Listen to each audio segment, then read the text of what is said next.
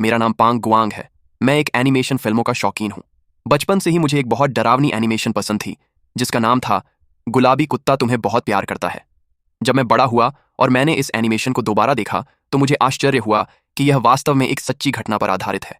यह जानकर मैं चौंक गया और तुरंत इस बारे में जानकारी खोजना शुरू कर दी। ज्यादा समय नहीं लगा और मुझे उस असल घर का पता मिल गया। मैं बहुत खुश हुआ और तुरंत अपनी डीओएसटी को फोन करके उससे मेरे साथ वहां तलाश यात्रा पर चलने के लिए कहा। मेरी डीओएसटी के तैयार होने के बाद 3 दिन में हम उस जगह पहुंच गए।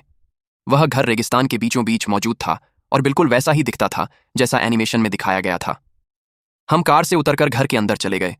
अंदर प्रवेश करते ही मेरे सीने में अजीब सी घुटन महसूस हुई, लेकिन डीओएस्ट को परेशान न करने के लिए मैंने कुछ नहीं कहा। जगह मेरी कल्पना से भी ज्यादा डरावनी थी, क्योंकि वह टूट फूट वाला खंडहर नहीं था बल्कि अजीब तरह से साफ सुथरा और व्यवस्थित था। लेकिन हम पीछे हटने वाले नहीं थे। हम कैमरा लेकर ऊपर की तरफ बढ़ने लगे। जैसे ही मैं सीढ़ियां चढ़ रहा था, अचानक ऊपर से एक अजीब सा इंसानी साया निकल आया और कुछ चिल्लाने लगा। मैं इतना डर गया कि सीढ़ियों से नीचे गिर पड़ा। मैंने हाथ बढ़ाकर डीओएसटी से मुझे पकड़ने को कहा, लेकिन वह जैसे किसी सम्मोहन में दूसरी मंजिल की ओर बढ़ती चली गई। मैं दर्द को नजरअंदाज कर उसके पीछे भागा। उस अजीब आदमी के बारे में तो मैं सोचना ही भूल गया था। जब मैं दूसरे माले पर पहुंचा, मैंने अपनी डीओएसटी को खिड़की के सामने स्थिर खड़े देखा। मैंने घबराकर उसका नाम पुकारा।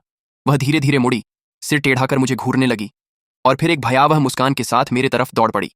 मैं डरकर कमरे का दरवाजा बंद कर बैठा, लेकिन तभी वही अजीब आदमी भी प्रकट हो गया। वह गुस्से में मुझसे पूछने लगा कि मैं उसके घर में क्या कर रहा हूं। मैं घबराकर चुप रहा। फिर उसने कहा कि वह मुझे मारकर मांस खा जाएगा। यह सुनकर मेरी रूह कांप गई। मैंने फैसला किया कि पहले किसी तरह बाहर निकलूं, उसके बाद डीओएसटी को बचाने का तरीका सोचूंगा।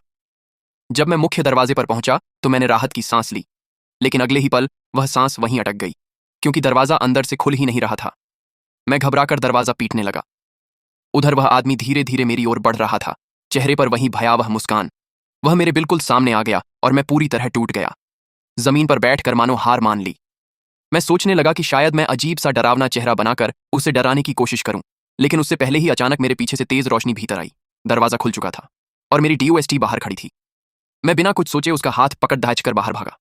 गाड़ी में बैठते ही मैंने उससे पूछा, तुम तो ऊपर थी, बाहर कैसे आ गई? उसने कहा कि वह तो हमेशा बाहर ही थी, वह कभी अंदर आई ही नहीं। मैंने दोबारा पूछा और उसने बार बार वही जवाब दिया। हम दोनों खामोश हो गए।